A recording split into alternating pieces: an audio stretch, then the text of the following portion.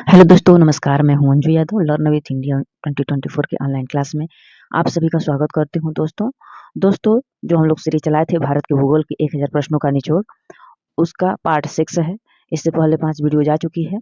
यदि आप लोग नहीं देखे हैं तो मैं उसका लिंक डिस्क्रिप्शन बॉक्स में दे दूंगी, आप वहां से जाकर देख लीजिएगा। और आप लोग कैसे हैं? हमको आशा और विश्वास है कि आप जहाँ भी होंगे, जैसे भी होंगे, स्वस्थ और मस्त होंगे और अपनी पढ़ाई कर रहे होंगे। दोस्तों, इसी के साथ हमारा आज का मोटिवेशन है, हौसला दो किसी की टूटती हुई उम्मीदों को। हौसला दो किसी की टूटती हुई उम्मीदों को, सहारा दो किसी के थकते हुए कदमों को। सहारा दो किसी के थकते हुए कदमों को। जिद हो ऐसी जो आधी में भी दिया जला दे। जिद हो ऐसी जो आधी में भी दिया जला दे। जिद हो ऐसी जो संघर्ष को मंजिल से मिला दे। संघर्ष को मंजिल से मिला दे। दोस्तों, इसी कड़ी में एक और है कि शिक्षा उस शेरनी का दूध है। शिक्षा उस शेरनी का दूध है जो जितना पिएगा वो उतना दहाड़ेगा। दोस्तों, इसी के साथ हम लोग अपने मेन टॉपिक की तरफ चलते हैं। प्रश्नों के साथ साथ कुछ टॉपिकों को भी कवर कर रहे हैं हम लोग। टॉपिकों में हम लोग मौसम और जलवायु में अंतर, ऋतुएं, यानी भारत की जलवायु के बारे में अध्ययन करेंगे ओरली, और भारतीय मिट्टियों के बारे में अध्ययन करेंगे कि मिट्टियों का निर्माण किस प्रकार हुआ है और भारत में मिट्टियाँ कितने प्रकार की होती हैं। तो पहले हम लोग भारत की जलवायु और मौसम में अंतर, भारत की जलवायु के बारे में जानेंगे और उसके बाद इससे बनने वाले प्रश्नों को देखेंगे। प्रश्नों को देखने के बाद भारतीय मिट्टियों के बारे में जानेंगे और उससे बनने वाले प्रश्नों को भी देखेंगे।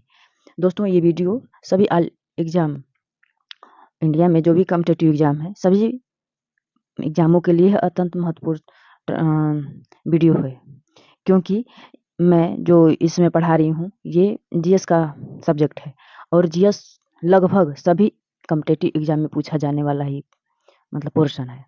यदि आप लोग UP TET, C TET, UP police, SSC, bank, railway, defence या किसी भी परीक्षा की तैयारी कर रहे हैं, बीपीएससी, यूपीएससी, सभी परीक्षाओं में ये आने वाला प्रश्न है। तो आप लोग शिद्दत से जुड़ करके हमारे साथ अपनी तैयारी को उधार दीजिए और कमेंट करके बताइए कि मेरे पढ़ाने में क्या कमी रह जा रही है। यदि कुछ कमी भी है तो मैं उसको बताने के लिए तैयार हूँ।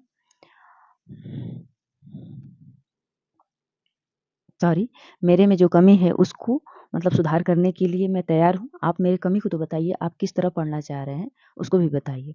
यदि दोस्त मेरे चैनल पर आ ही गए हैं या नए हैं तो सब्सक्राइब कर लीजिएगा और इसके साथ साथ जो घंटी की आइकन है उसको दबा लीजिएगा ताकि सबसे पहले आपके यहाँ मेरा नोटिफिकेशन पहुँचे।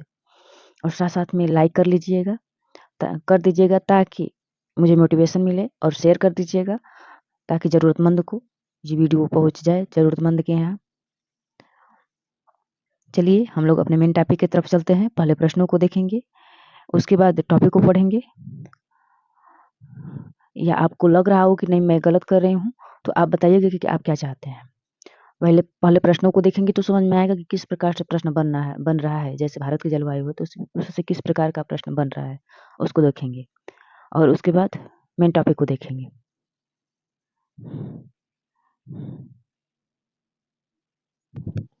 दोस्तों, हम लोग भारत की जलवायु से जो भी प्रश्न बनते हैं उसको देखेंगे।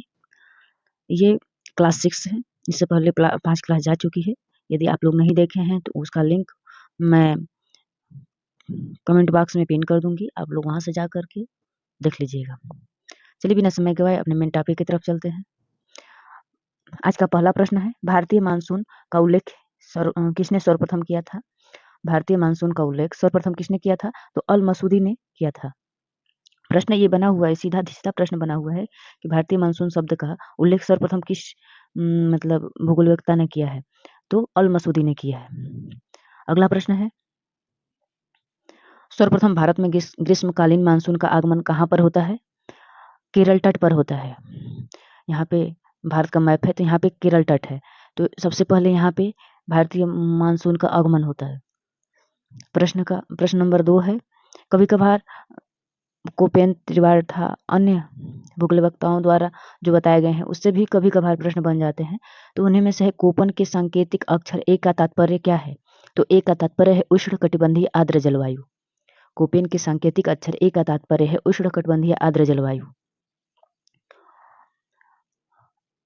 अगला प्रश्न है, तीसरा प्रश्न है, चौथा प्रश्न है, कोपेन द्वारा जलवायु वर्गीकरण में जो कोपेन द्वारा वर्गीकरण किया गया है जलवायु का, मध्य गंगा की घाटी की जलवायु को किससे दर्शाया है? तो कोपेन ने अपने मतलब जलवायु क्षेत्रों को ABCD के अक्षरों से, छोटे और बड़े अक्षरों से दर्शाए हैं। तो कोपेन द्वारा जलवायु के वर्गीकरण के मध्य गंगा की घाटी की जलवायु को किससे दर्शाए हैं? तो वो बड़ा B SHW से दर्शाए हैं। प्रश्न नंबर 5वां है, दिल्ली का वार्षिक तापांतर अधिक है। दिल्ली का वार्षिक तापांतर अधिक है क्योंकि यह समुद्र से दूर स्थित है। दिल्ली का तापांतर, जो तापमान का वार्षिक तापांतर होता है, वह अधिक है क्योंकि वह समुद्र से बहुत ही दूर है। मान लीजिए समुद्र इधर है, दिल्ली की स्थिति यहाँ पे है, तो बहुत दूरी पड़ जाती है, इसलिए यहाँ पर इसका वार्षिक तापांतर बहुत अधिक हो जाता है। अगला प्रश्न है, थार्नथवेट ने उड़ीसा, पश्चिम बंगाल और पूर्वी बिहार को एक जलवायु प्रदेश में शामिल किया है। थार्नथवेट ने उड़ीसा, पश्चिम बंगाल और पूर्वी बिहार को एक जलवायु प्रदेश में शामिल किया। उसे क्या कहते हैं? नम उपाद्र जलवायु कहते हैं। थार्नथवेट की जो उड़ीसा, पश्चिम बंगाल और पूर्वी बिहार को एक जलवायु प्रदेश में शामिल किए हैं, उसे हम लोग थार्नथवेट ने नम उपाद्र जलवायु कहा है। अगला प्रश्न है, भारत में चक्रवाती दशाएं विद्यमान होती हैं दिसंबर से मध्य फरवरी तक। भारत में जो चक्रवाती दशाएं विद्यमान होती हैं वह दिसंबर से फरवरी तक विद्यमान होती हैं। आज का 8वां प्रश्न है, जम्मू कश्मीर में होने वाली शीतकालीन वर्षा का कारण क्या है? तो पश्चिमी विक्षोभ है। जम्मू कश्मीर में जो शीतकालीन में वर्षा होती है, वो उसका मुख्य कारण पश्चिमी विक्षोभ है। कौन सा राज्य लौटता हुआ मानसून से प्रभावित होता है? तो तमिलनाडु और पूर्वी आंध्र प्रदेश का तट ये लौटते हुए मानसून से प्रभावित होते हैं। जाता हुआ मानसून ये केरल तट से होकर जाता है और इधर से लौटता हुआ मानसून तमिलनाडु और पूर्वी आंध्र प्रदेश तट पर अधिक वर्षा करता है। अगला प्रश्न है, भारत में सर्वाधिक वर्षा किस महीने में होती है? तो भारत में सर्वाधिक वर्षा जुलाई महीने में होती है। तमिलनाडु में होता हुआ मतलब जो बारिश होता है उसका मुख्य क्या कारण है? ये गलत है। तमिलनाडु में वर्षा का होने का प्रमुख कारण लौटता हुआ मानसून है। अभी हम लोग पढ़े हैं कि केरल तट, इधर केरल तट थे, इससे जाता हुआ मानसून से वर्षा होता है, तब जबकि यहाँ पे पूर्वी आंध्र प्रदेश और तमिलनाडु, ये तमिलनाडु है और ये पूर्वी आंध्र प्रदेश है। इन मतलब यहाँ पर वर्षा का प्रमुख स्रोत लौटता हुआ मानसून है। भारत में प्रवेश करने वाले शीतोष्णकटिबंधीय चक्रवातों की उत्पत्ति कहाँ होती है? तो भूमध्य सागर से होती है। जो भारत में जो पश्चिमी विक्षोभ है, शीत ऋतु में वर्षा होता है, इसका मुख्य कारण भूमध्य सागर है। भूमध्य सागर से चक्रवातों की उत्पत्ति होती है।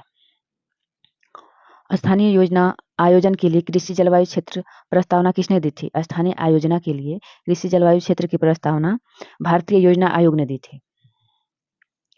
भारत में विश्व की सर्वाधिक वर्षा वाला स्थान मासीराम किस राज्य में स्थित है? तो भारत में वर्तमान में विश्व में सर्वाधिक वर्षा होने वाला मासीराम मेघालय राज्य में स्थित है। मेघालय राज्य इधर बांग्लादेश के ऊपर और असम के नीचे स्थित है। आप लोग इसको मैप में जरूर देखिएगा। आज का होमवर्क है कि जो मासीराम की स्थिति है वो मेघालय में है। तो मेघालय का मतलब आप लोग मेघालय को मैप में जरूर देखिएगा। मैं बताई हूँ कि मेघालय की स्थिति क्या है। एल नीनो का संबंध किससे है? इस वीडियो में हम लोग एल नीनो के बारे में भी जानेंगे कि एल नीनो का संबंध किससे है? भारतीय मानसून से है। यहीं पे हम लोग जान लेते हैं कि एल नीनो क्या है। एल नीनो क्या है, इसका संबंध ये समझ लीजिए कि भारतीय मानसून से है। तो एल नीनो एक जटिल मौसम तंत्र है जो हर 5 या 10 साल बाद प्रकट होता है। जो एल नीनो है एक जटिल मौसम तंत्र है, हर 10 साल या 5 साल पर प्रकट होता रहता है। इसके कारण संसार के विभिन्न भागों में सूखा, बाढ़ और मौसम की चरम अवस्थाएं आती हैं। जो एल नीनो है यह एक बहुत मतलब मौसम तंत्र है जो हर 4-5 साल पर प्रकट होता है। इसके कारण विभिन्न भागों में सूखा, बाढ़ और मौसम की चरम अवस्थाएं आती हैं। ये पूर्वी प्रशांत महासागर में पेरू तट के निकट उत्तरी जो प्रशांत महासागर है उसके पेरू तट के निकट उष्ण समुद्री धारा के रूप में प्रकट होता है। इससे भारत की मतलब इस जो एल नीनो है पेरू तट पर उष्ण समुद्री धारा के रूप में प्रकट होता है। इससे तो ये साफ हो गया कि ये एक गर्म जलधारा है एल नीनो। प्रकट होता है। इससे भारत सहित अनेक स्थानों का मौसम प्रभावित होता है।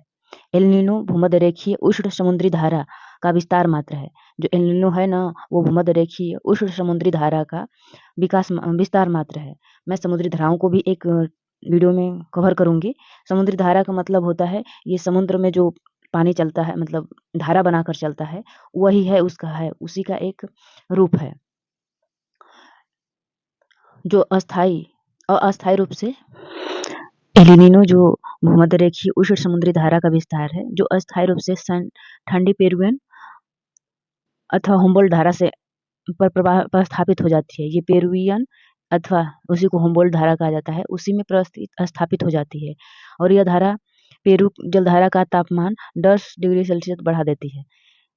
इससे जो पेरुवी जलधारा है उसके तापमान को कम से कम 10 डिग्री सेल्सियस तक बढ़ा देती है। इसका परिणाम क्या क्या होता है जान लेते हैं। जब ठंडी जलधारा को गर्म जलधारा, मतलब उसमें उसका तापमान 10 डिग्री सेल्सियस तक बढ़ा देती है, तो इसका परिणाम क्या होता है? भूमध्यरेखीय वायुमंडलीय परिसंचरण में विकृति उत्पन्न होती है। समुद्री जल में वाष्पन में अनियमितता आ जाती है। प्लवक की मात्रा में कमी आती है जो समुद्रों में पाए जाते हैं, जिससे समुद्र में मछलियों की संख्या घट जाती है। और भारत में इसका क्या प्रभाव पड़ता है, इसको भी हम लोग देख लेते हैं। भारत में मानसून की लंबी अवधि के पूर्वानुमान के लिए एल नीनो का उपयोग किया जाता है। जो भारत में मानसून की लंबी अवधि के पूर्वानुमान के लिए एल नीनो का उपयोग किया जाता है। एल नीनो का शाब्दिक अर्थ होता है बालक ईसा, क्योंकि यह धारा दिसंबर के महीने में क्रिसमस के आसपास नजर आती है। और पेरू दक्षिणी गोलार्ध दिसंबर गर्मी का महीना होता है।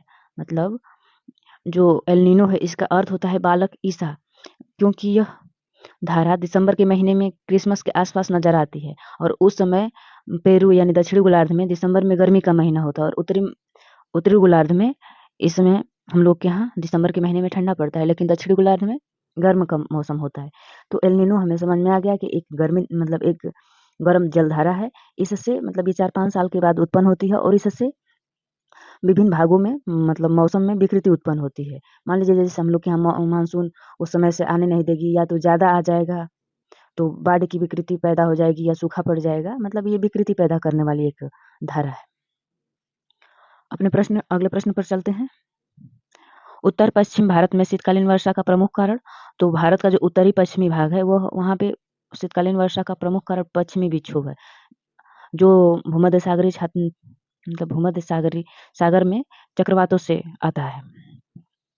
भारत में दक्षिणी पश्चिमी मानसून का समय सामान्यतः कब से कब होता है? तो जो दक्षिणी पश्चिमी मानसून है जो यहाँ से चलता है केरल तट से, वह जून से सितंबर तक इसका समय है। जो हमारे यहाँ बारिश होती है वो मानसून के द्वारा ही होती है, तो उसी के बारे में पूछ रहा है। तो भारतीय मौसम मानचित्र दर्शाता है। तो भारतीय मौसम मानचित्र दर्शाता है मेघाच्छादन को, समताप रेखाओं को और समताप रेखाओं को भारतीय मौसम मानचित्र दर्शाता है। भारतीय मौसम मानचित्र मान लीजिए ये दर्शाता है, लेकिन क्या नहीं दर्शाता है? वायु की दिशा को नहीं दर्शाता है। भारत में सूखा जिसका परिणाम है वह है असमान वर्षा। असमान वर्षा के कारण भारत में सूखा पड़ता है। शीत ऋतु में तमिलनाडु में होने वाला वर्षा का प्रकार है। तो जो शीत ऋतु में वर्षा होता है वह चक्रवाती वर्षा होता है। वहाँ पे भारत में शीतकालीन पनों की दिशा क्या होती है? तो उत्तर पूर्व से दक्षिण पश्चिम की तरफ होती है। जो ग्रीष्मकालीन का मानसून है सबसे पहले केरल पर चलता है, तो इसकी दिशा उत्तर दक्षिण पश्चिम से उत्तर पूर्व की तरफ होता है। दक्षिण पश्चिम से मैप में नीचे दक्षिण होता है, ऊपर उत्तर होता है, और इस साइड में इधर पूर्व होता है और इधर पश्चिम होता है। तो जो ग्रीष्मकाल में मानसून होता है उसका दिशा दक्षिण पश्चिम से उत्तर पूर्व की ओर होता है। और जो लौटता हुआ मानसून होता है इस तरह से आता है कि यहाँ पे आंध्र प्रदेश और तमिलनाडु में वर्षा करता है, उसकी दिशा उत्तर पूर्व से दक्षिण पश्चिम की तरफ होता है।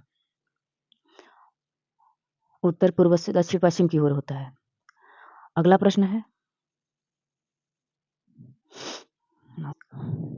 है कोलकाता, मुंबई, दिल्ली और चेन्नई में से सबसे अधिक वार्षिक तापांतर किस महानगर में होगा? तो वार्षिक तापांतर का मुख्य कारण होता है समुद्र से दूरी। वहाँ पर ठंडी और गर्मी का अंतर, जो मतलब तापमान का अंतर होता है, उच्चतम और न्यूनतम अंतर वो सबसे अधिक होता है। तो कोलकाता, मुंबई, दिल्ली, चेन्नई से सबसे अधिक तापांतर दिल्ली का है, क्योंकि यह समुद्र तल से बहुत ही दूर है, समुद्र तट से। आज का 324 नंबर का प्रश्न है, गल्फ स्ट्रीम, एल नीनो धारा और कनारी धाराओं में से किस सागरीय धारा का संबंध भारतीय मानसून से है? तो गल्फ स्ट्रीम, एल नीनो धारा और कनारी धाराओं में से संबंध एल नीनो का भारतीय मानसून से है। एल नीनो का संबंध भारतीय मानसून से है।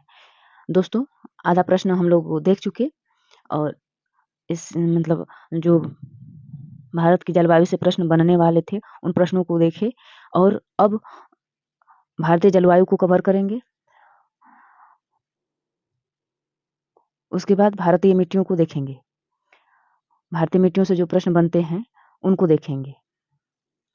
तो पहले हम लोग भारत की जलवायु के बारे में पढ़ लेते हैं, उसके बाद मिट्टी से जो प्रश्न बनते हैं भारतीय मिट्टी से उसको देखेंगे, उसके बाद उस टॉपिक को कवर करेंगे। आप लोग वीडियो में अंत तक बने रहें, और आप मेरे चैनल पर नए हैं तो सब्सक्राइब कर लीजिएगा, और इसके साथ साथ शेयर और कमेंट जरूर करिएगा। भारत की जलवायु के बारे में जानते हैं कि भारत की जलवायु कैसी है। जलवायु किसे कहते हैं? जो जलवायु पढ़ने से पहले हम लोग को पहले पढ़ना होगा, भारत की जलवायु को जानने से पहले हमें ये जानना होगा कि इसमें 2 टर्म आते हैं, मौसम और जलवायु। तो मौसम और जलवायु में हमें अंतर समझना होगा, उसके बाद आगे भारतीय जलवायु के बारे में विस्तृत से देखेंगे। तो सबसे पहले हम लोग जलवायु देखते हैं कि जलवायु क्या होता है। जलवायु किसी क्षेत्र में लंबे समय तक जो मौसम की स्थिति होती है उसे उस स्थान की जलवायु कहते हैं। मतलब किसी क्षेत्र विशेष में लंबे समय तक जो मौसम की स्थिति होती है उसे उस स्थान की जलवायु कहते हैं। भारत की जलवायु उष्णकटिबंधीय मानसूनी जलवायु है। मौसम के बारे में जान लेते हैं। किसी स्थान पर थोड़े समय के लिए जलवायु लंबे समय के लिए होती थी और मौसम थोड़े समय के लिए, जैसे एक दिन, एक सप्ताह की वायुमंडलीय अवस्थाओं को वहाँ का मौसम कहते हैं। भारत में मौसम संबंधी सेवा 1875 में प्रारंभ की गई थी तथा इसका मुख्यालय शिमला में था। प्रथम विश्व युद्ध के बाद इसका मुख्यालय पुणे में लाया गया। अब भारत में मौसम संबंधी मानचित्र वहीं से प्रकाशित होता है। भारत की जलवायु को मानसून के अलावा प्रभावित करने वाले 2 और कारक हैं। पहले हम लोगों को पता चला जलवायु और मौसम। जलवायु मौसम का बड़ा रूप है और जलवायु का छोटा रूप मौसम है। किसी क्षेत्र में लंबे समय के लिए जो मौसम की स्थिति होती है उसे जलवायु कहते हैं, और मौसम किसी स्थान के थोड़े समय के लिए, जैसे एक दिन, एक सप्ताह की वायुमंडलीय दशाओं को मौसम कहते हैं। तो मौसम और जलवायु में अंतर आप लोगों को समझ में आ गया होगा। मैं जहाँ जलवायु का नाम लूँगी तो समझ जाइएगा कि वो लंबे समय अवधि के लिए कुछ कहा जा रहा है, और मौसम का नाम लूँगी तो आप समझ जाइएगा कि थोड़े समय के लिए, जैसे एक दिन, एक सप्ताह के लिए बात कह रही हूँ। और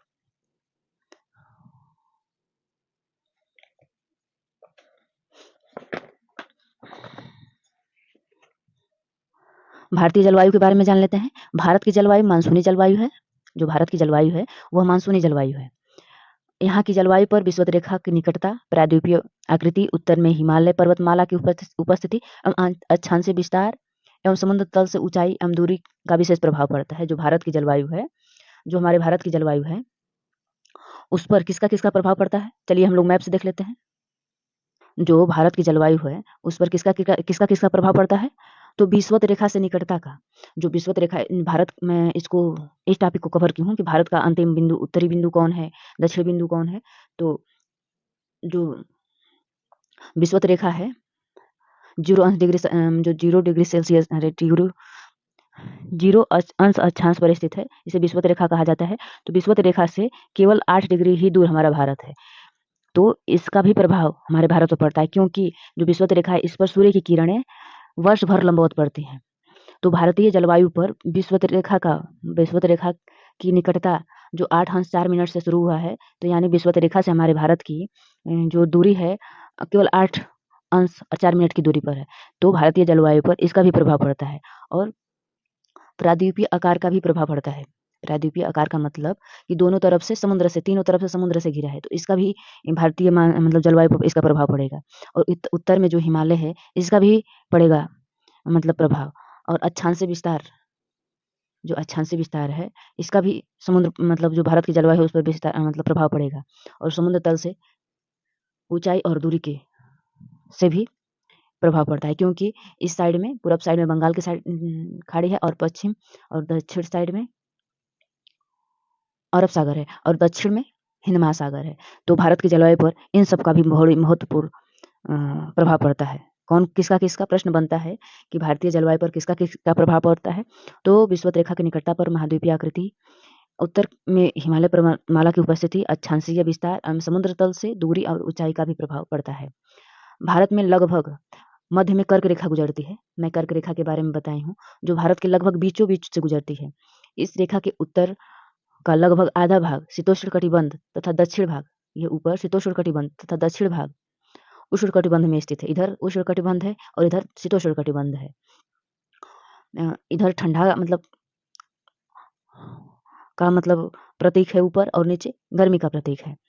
मतलब कटिबंध में स्थित है। इस प्रकार भारत में उष्ण और उपोष्ण प्रकार की जलवायु पाई जाती है। भारत में प्रधानतः उष्णकटिबंधीय जलवायु वाला देश है, लेकिन भारत में उष्ण और उपोष्ण दोनों प्रकार की जलवायु पाई जाती है। अब हम लोग ऋतुएं जान लेते हैं। भारत की जलवायु का मानसून का मतलब भारत की जलवायु पर मानसून का सर्वाधिक प्रभाव पड़ता है। मानसून की विभिन्नता के आधार पर भारत में निम्न ऋतुएं पाई जाती हैं। जो भारत की जलवायु है, इस पर मानसून का सर्वाधिक प्रभाव पड़ता है। मानसून का मतलब जो वर्षा होती है ना भारत में, उसी को मानसून से आप लोग मतलब कुछ अलग नहीं समझिएगा। जो बारिश होती है जून जुलाई में स्टार्ट होती है, उसी को मानसून कहा जाता है। तो भारत की जलवायु पर सर्वाधिक मानसून का प्रभाव पड़ता है। मानसून की विभिन्नता के आधार पर भारत को निम्न ऋतु में मिलती है। कौन कौन ऋतु मिलती है? शीत ऋतु मिलती है। कौन कौन ऋतु मिलती है? शीत ऋतु मिलती है, ग्रीष्म ऋतु मिलती है और वर्षा ऋतु मिलती है। तो शीत ऋतु 15 दिसंबर से 15 मई तक चलता है। यह दक्षिण से उत्तर की ओर तापमान कम होता है। और ग्रीष्म ऋतु 15 मार्च से 10 जून तक होता है। और वर्षा ऋतु 10 जून से 30 सितंबर तक होता है। और इसमें एक और मतलब ऋतु को जोड़ लेते हैं, शरद ऋतु, जो 1 अक्टूबर से 15 दिसंबर तक माना जाता है। मुख्यतः ऋतुओं को भारत में तो 3 ही माना जाता है, शीत ऋतु, ग्रीष्म ऋतु और वर्षा ऋतु। लेकिन भारत की प्रमुख ऋतु समय की मतलब है, तो उसमें एक और ऋतु जोड़ ली जाती है, शरद ऋतु। शीत ऋतु, ग्रीष्म ऋतु, वर्षा ऋतु और शरद ऋतु। तो शीत ऋतु का समय 15 दिसंबर से 15 मार्च होता है। ग्रीष्म का 15 मार्च से 10 जून होता है। और वर्षा ऋतु का समय 10 जून से 30 सितंबर तक होता है। और जो शरद ऋतु है 1 अक्टूबर से 15 दिसंबर तक होता है। तो शीत ऋतु की विशेषता जान लेते हैं हम लोग। दिसंबर एवं जनवरी में इस ऋतु में सबसे ठंडे महीने होते हैं। जो शीत ऋतु का मतलब होता है, ऋतु होती है, उसमें दिसंबर और जनवरी महीने में सबसे अधिक वर्षा होती है। और ग्रीष्म ऋतु में मार्च और अप्रैल मई में अधिक वर्षा होती है। ग्रीष्म ऋतु मध्य मार्च से जून तक रहती है। दक्षिण भारत में मई का महीना सबसे सर्वाधिक गर्म होता है और उत्तर भारत में जून का महीना सर्वाधिक गर्म होता है। इस ऋतु में ज्यों-ज्यों सूर्य उत्तरायण होता है, त्यों-त्यों निम्न वायुदाब एवं उच्च तापमान का केंद्र पश्चिमी उत्तर भागों में आगे खिसकता जाता है। राजस्थान में तापमान 50 डिग्री से भी ऊपर चला जाता है। और उत्तरी भारत में दिन के समय में पश्चिम से प्रबल हवाएं प्रवाहित होती हैं, जिसे लू कहा जाता है। और उत्तर पश्चिम भाग में धूल में बमंडल और तूफान भी चलते हैं। और इस ऋतु में जब स्थलीय शुष्क एवं गर्म पवनें आर्द्र समुद्री पवनों से मिलती हैं, तो तूफान और तड़ी झंझा उत्पन्न होता है। उत्तर भारत में आंधी आती है। उत्तर प्रदेश में आंधी आते हैं। पूर्वी भारत में नार्वेस्टर इसी को कहा जाता है। तड़ी झंझा के साथ जो तूफान आते हैं, उसे ही उत्तर प्रदेश में अधिकांशतः आंधी आती है, आंधी के नाम से जाना जाता है। और पूर्वी भारत में नार्वेस्टर और बंगाल में इसे काल वैसाखी के नाम से जाना जाता है। इससे थोड़ी बहुत वर्षा होती है। और यह कर्नाटक में इस वर्षा को चेरी ब्लॉसम कहा जाता है। कर्नाटक में इस वर्षा को क्या कहा जाता है? चेरी ब्लॉसम कहा जाता है, जो काफ़ी कृषि के लिए अधिक लाभप्रद होता है और आम की फसल के भी लाभदायक होता है। तो दक्षिण भारत में ऐसी वर्षा को आम्र बौछार कहा जाता है, जो मानसून से पहले आते हैं। वर्षा ऋतु को देख लेते हैं। इससे पहले शीत ऋतु और ग्रीष्म ऋतु को देख लिए, अब वर्षा ऋतु को देख लेते हैं। वर्षा ऋतु जून से सितंबर तक होती है। इस ऋतु में दक्षिण पश्चिम मानसून द्वारा वर्षा होती है। भारत की 80% इन्हीं पवनों द्वारा वर्षा होती है। जो जून और सितंबर तक होती है वर्षा, वह दक्षिण पश्चिम मानसून से ही होती है। इस समय उत्तरी अंतरा उष्णकटिबंध अभिसरण पेटी, जिसे NITC कहा जाता है, वह उत्तर की ओर स्थानांतरित हो जाती है और हिमालय की तलहटी तक चला जाता है। इसके कारण विषुवतरेखीय पछुआ पवनें और दक्षिणी गोलार्ध में दक्षिणी पूर्वी व्यापारिक पवनें होती हैं। पवनों को एक क्लास लूंगी, आपको समझ में नहीं आ रहा होगा कि मैं क्या कह रही हूँ। जो विषुवतरेखीय पछुआ पवनें हैं, जो विषुवत रेखा पर चलती हैं पछुआ पवनें, वो पवनें और दक्षिणी गोलार्ध में दक्षिणी पूर्वी व्यापारिक पवनें विषुवत रेखा को पार करके नियमानुसार भारत में प्रवाहित होने लगती है और दक्षिणी पश्चिम, जिसे मानसून कहा जाता है, जिससे भारत में मतलब बारिश कराते हैं। इसी से यहाँ से प्रवेश करती हैं और इसी से दक्षिण मतलब पूरे भारत में बारिश होती है। इसे ही दक्षिणी पश्चिमी मानसून कहा जाता है। इस तरह भारत की जो प्रमुख ऋतुएं थी, शीत ऋतु, ग्रीष्म ऋतु और वर्षा ऋतु को कंप्लीट हुई। शीत ऋतु 15 दिसंबर से 15 मार्च होता है और ग्रीष्म ऋतु 15 मार्च से 10 जून होता है। वर्षा ऋतु 10 जून से 30 सितंबर होता है और एक शरद ऋतु है, वह 1 अक्टूबर से 15 दिसंबर तक होती है।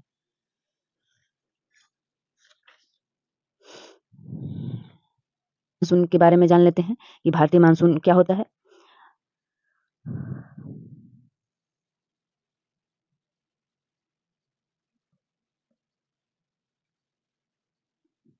हम लोग भारतीय मानसून के बारे में जान लेते हैं। जो भारत की जलवायु मतलब मानसूनी जलवायु है, तो उसी के बारे में थोड़ा जान लेते हैं, क्योंकि इससे भी बहुत प्रश्न बनता है। तो भारतीय मानसून और उसकी उत्पत्ति और विशेषताएं देख लेते हैं, क्योंकि सीधा-सीधा प्रश्न बन जाता है कि मानसून शब्द की उत्पत्ति किस भाषा से हुई है और किस शब्द से हुई है, और इसकी विशेषताओं के बारे में भी प्रश्न बन जाता है।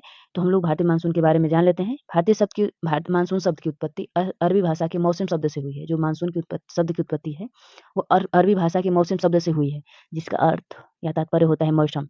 इसका शब्द का सर्वप्रथम प्रयोग अरब सागर में चलने वाले पवनों के लिए किया गया था।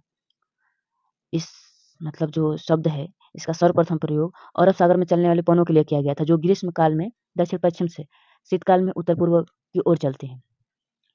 सामान्य रूप से मानसून हवाएं धरातल से संवहनीय क्रम में, जिनका आविर्भाव स्थल से जल के विपरीत स्वभाव का तापीय विभिन्नता के कारण होता है। मानसून शब्द का प्रयोग उन हवाओं के लिए किया जाता है जिसकी दिशा में वर्ष में 2 बार पूर्ण परिवर्तित होती है। मतलब मानसून शब्द का प्रयोग उन हवाओं के लिए किया जाता है जिनका दिशा वर्ष में 2 बार परिवर्तन हो।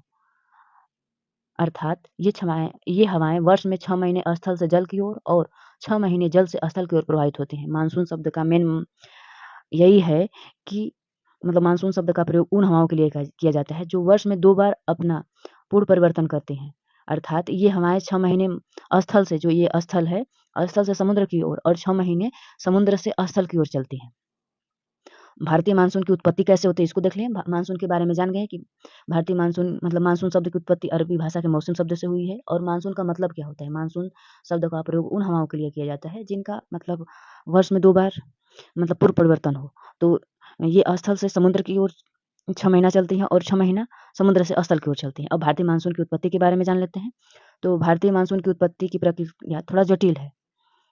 इसकी उत्पत्ति पर धरातल के साथ-साथ ऊपरी वायुमंडल की दशाओं का भी प्रभाव पड़ता है। दक्षिण-पश्चिमी मानसून के विकास में हिमालय है और तिब्बत के पठार का प्रमुख योगदान है। यदि हिमालय नहीं होता, तिब्बत का पठार नहीं होता, तो जो भारतीय मानसून है, इससे वर्षा होती है, भारत में नहीं होती। और मानसून की उत्पत्ति पर अल नीनो का भी प्रभाव दिखाई पड़ता है, जो मैं अल नीनो आप लोगों को बताई हूँ। अल नीनो उपसतही जलधारा है। यह अस्थायी रूप से पेरू के तट के निकट 30 से 360 दक्षिणी अक्षांश के मध्य प्रशांत महासागर में उत्तर से दक्षिण दिशा की ओर प्रवाहित होती है। यह उत्तर से दक्षिण दिशा की ओर प्रवाहित होती है। यह जलधारा भारतीय मानसून के लिए हानिकारक है, क्योंकि जो अल नीनो जलधारा है भारतीय मानसून के लिए अत्यंत हानिकारक है, क्योंकि जब 4-5 साल पे अल नीनो जलधारा चलती है, तो यह मतलब या तो भारत में सूखा ला देगी या तो बाढ़ की स्थिति पैदा कर देगी। इस तरह हमारा भारतीय जलवायु का टॉपिक कंप्लीट हुआ। अब हम लोग भारतीय मिट्टियों के प्रश्नों के बारे में देख लेते हैं। हम लोग पहले भारतीय मिट्टियों के टॉपिक को देखेंगे, इसके बाद उससे बनने वाले प्रश्नों को देखेंगे। दोस्तों, आप लोग वीडियो में बने रहें। अंत में मिट्टियों से बनने वाले प्रश्नों को हम लोग बढ़िया से देखेंगे, कवर करेंगे। पहले भारतीय मिट्टियों को देख लेते हैं कि भारत में कितने प्रकार की मिट्टी पाई जाती है और निर्माण किस प्रकार हुआ है, और भारत में सर्वाधिक किस प्रकार की मिट्टी है, कौन-कौन सी मिट्टी है, किस मिट्टी को क्या कहा जाता है। तो आइए हम लोग जानते हैं मिट्टी का निर्माण। मिट्टी का निर्माण जो होता है, भूपृष्ठ के असंगठित पदार्थों का यह सबसे ऊपरी परत है, जो मूल चट्टान एवं वनस्पतियों के संयोग से निर्मित होता है एवं पौधे के उगने और बढ़ने के लिए जीवाश्म एवं खनिज पदार्थ प्रदान करता है। जो मिट्टी है, यह भूपृष्ठ के असंगठित पदार्थों की सबसे ऊपरी परत है, जो मूल चट्टान और वनस्पतियों के संयोग से निर्मित होती है। जो मिट्टी का निर्माण होता है, यह मूल चट्टान से मतलब और वनस्पतियों के संयोग से निर्मित होता है। ये जो मिट्टी होती है, इससे पौधों को उगने और बढ़ने के लिए खनिज प्रदान करती है इसने। और मिट्टी को मृदा भी कहा जाता है। इसका निर्माण एक जटिल प्रक्रिया है, जिसमें निर्माण की प्रकृति का प्रत्येक तत्व अथवा योगदान प्रदान करता है। मतलब इसके निर्माण में प्रकृति का प्रत्येक तत्व अपना योगदान प्रदान करता है। अब हम लोग मिट्टी के प्रकार के बारे में जान लेते हैं कि भारत में मिट्टियाँ कितने प्रकार की होती हैं। तो भारत में कई प्रकार की मिट्टियाँ पाई जाती हैं। तो भारतीय कृषि अनुसंधान परिषद ने भारत की मृदा को निम्न 8 भागों में बाँटा है। कौन-कौन है? जलोढ़ या काप मृदा, काली मृदा, लाल मृदा, लैटेराइट मृदा, स्थलीय मरुस्थलीय मृदा, पर्वतीय मृदा, पीट मिट्टी या दलदली मिट्टी जिसे कहा जाता है, लवणीय या क्षारीय मिट्टी।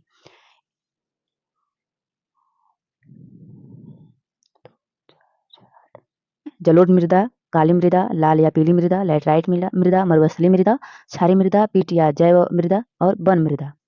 तो जलीय मृदा किसे मतलब निर्माण किस प्रकार हुआ है? तो इस मतलब जो जलोढ़ या काप मृदा है, जलोढ़ मृदा को ही काप मृदा कहा जाता है।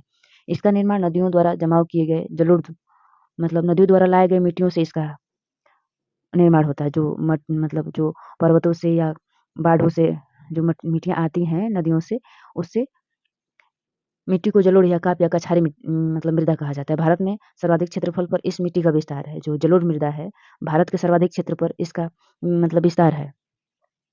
और यह मिट्टी उत्तर भारत के विशाल मैदान एवं तटीय क्षेत्रों, नदियों की घाटियों एवं डेल्टा क्षेत्रों में पाई जाती हैं। जो जलोढ़ मृदा है, वह उत्तरी भारत में गंगा, यमुना के मैदान में मतलब जहाँ पे ये नदियाँ होंगी ना, वहाँ पे सीधा-सीधा समझ लीजिए कि जहाँ पे नदियाँ होंगी, जहाँ पे ज़्यादा नदियाँ होंगी, वहाँ पे जलोढ़ मृदा का निर्माण होगा। तो इस क्षेत्र में जो भारत वाला यहाँ पे जो गंगा यमुना का मैदान है, यहाँ पे मतलब जलोढ़ मृदा और इधर जलोढ़ मृदा का मतलब ज़्यादा पाया जाता है। काली मिट्टी के बारे में जान लेते हैं। इस मिट्टी का निर्माण ज्वालामुखी क्रिया से हुआ है। इस मिट्टी का स्थानीय भाषा में रेगू मिट्टी भी कहा जाता है। जो काली मिट्टी है, इसको स्थानीय भाषा में रेगुर मिट्टी भी कहा जाता है। और इसका विस्तार मालवा का पठार महाराष्ट्र, सौराष्ट्र, उत्तरी आंध्र प्रदेश, कर्नाटक, दक्षिण पूर्वी राजस्थान और उत्तरी पश्चिमी तमिलनाडु में है। जो काली मिट्टी का निर्माण मतलब विस्तार है। लाल मिट्टी का निर्माण मतलब विस्तार प्रायद्वीपीय भारत में लगभग 5.8 वर्ग किलोमीटर के क्षेत्र पर पाई जाती है। प्रायद्वीपीय भारत में दक्षिणी पूर्वी भाग में सर्वाधिक इसका विस्तार है। जो लाल मिट्टी है, प्रायद्वीपीय भारत में और दक्षिण पूर्व भाग में इसका अधिक प्रभाव है। छोटा नागपुर का पठार पश्चिम बंगाल, उड़ीसा के पठारी क्षेत्र में, पूर्वी मध्य प्रदेश, आंध्र प्रदेश, कर्नाटक, तमिलनाडु में इस मिट्टी अधिक पाई जाती है। और लाल मिट्टी में लोहे की ऑक्साइड की उपस्थिति के कारण इसका रंग लाल होता है। इस मिट्टी में नाइट्रोजन और फास्फोरस और ह्यूमस की कमी होती है।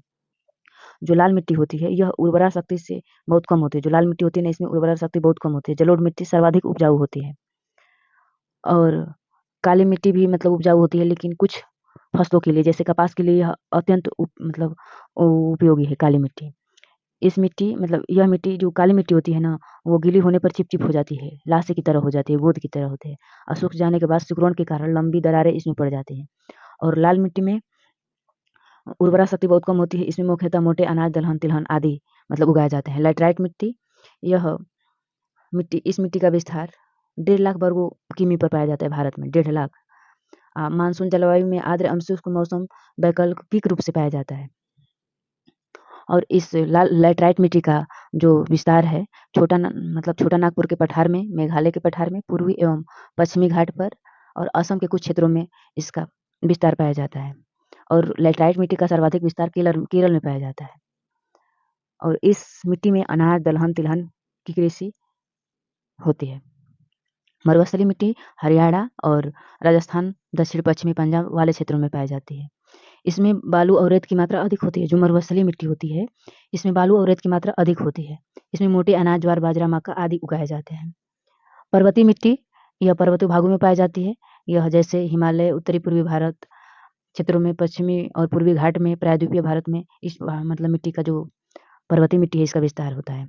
पीठ मिट्टी या जैव मृदा की मतलब कहाँ पाया जाता है? इसका निर्माण दलदली क्षेत्रों में पाया जाता है। जो समुद्र के किनारे होता है, इस क्षेत्रों में पाया जाता है। यह मिट्टी कम उपजाऊ होती है।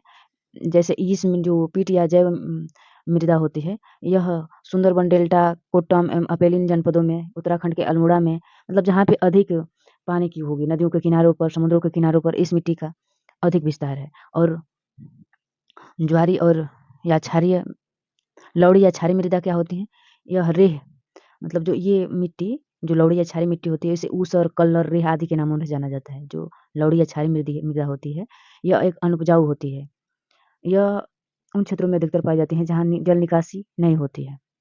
जैसे पंजाब, हरियाणा, राजस्थान, उत्तर प्रदेशों के कुछ विशेष भागों में इस मिट्टी का प्रभाव है।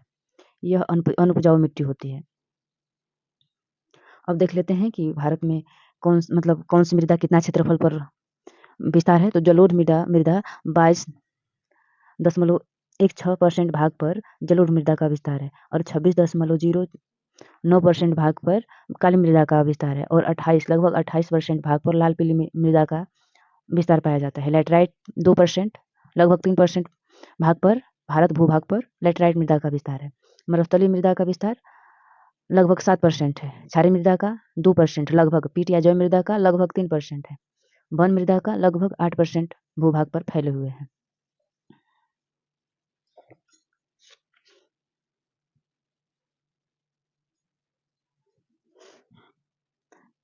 इस तरह हम लोगों का ये मिट्टी वाला चैप्टर भी समाप्त होने की कगार पर है। अब मृदा अपरदन देख लेते हैं थोड़ा। मृदा अपरदन क्या होता है?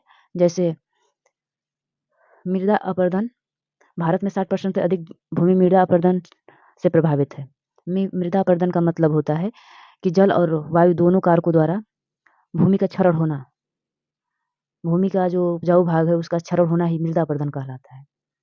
जैसे मृदा अपरदन से प्रभावित जो है मतलब भारत का लगभग अधिकांश भाग मृदा अपरदन से प्रभावित होता है। जब बहता हुआ जल मृदा की ऊपरी परत को बहाकर या उड़ाकर ले जाता है, जब वायु या जल जब मृदा का ऊपरी भाग को उड़ाकर या बहाकर ले जाता है, जिससे परत अपरदन हो जाता है, तो इससे ऊपर भूमि का ऊपरी भाग अपरदित होता है, उसे ही अपरदन कहा जाता है। अपरदन के कारण क्या क्या हो सकते हैं? प्राकृतिक अपरदन, तीव्र वर्षा, तेज वायु, भूमि का तीव्र जल, कमजोर मृदा संगठन, जैविक कारणों में वनों की कटाई, अनियंत्रित पशुचारण, स्थानांतरित कृषि। मिट्टी से बनने वाला प्रश्न है। इससे पहले 25 प्रश्नों को देख लिए थे, 325 तक। 326 नंबर का प्रश्न है, लैटेराइट मिट्टी कहाँ कहाँ पाई जाती है? तो छोटा नागपुर के पाट पठार, मेघालय के पठार, पूर्वी एवं पश्चिमी घाट, असम के कुछ क्षेत्रों में लैटेराइट मिट्टी का विस्तार है। गुजरात, राजस्थान, मध्य प्रदेश, हरियाणा राज्यों में सबसे अधिक अंतर्देशीय लवड़ी आर्द्र भूमि मिलती है।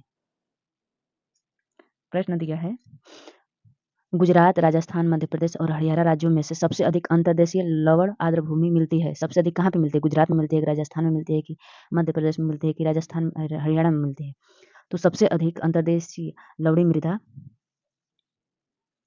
राजस्थान में मिलती है। अगला प्रश्न है, कौन सा क्षेत्र मृदा अपरदन से सर्वाधिक प्रभावित होता है?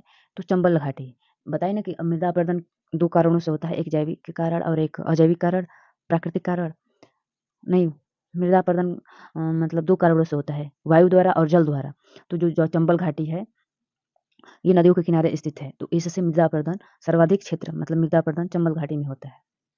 सिलिका पृथक्करण किस क्रिया से संबंधित है? लीचिंग। गुजरात प्रदेश अधिकांशतः आच्छादित है काली मिट्टी से। मालवा का पठार रेगुर मिट्टी से, कर्नाटक का पठार लाल मिट्टी से और आर्य सरकार तट जलोढ़ मिट्टी से आच्छादित है। इसी प्रकार नागपुर का पठार किस मिट्टी से आच्छादित है? तो लैटराइट मिट्टी से आच्छादित है।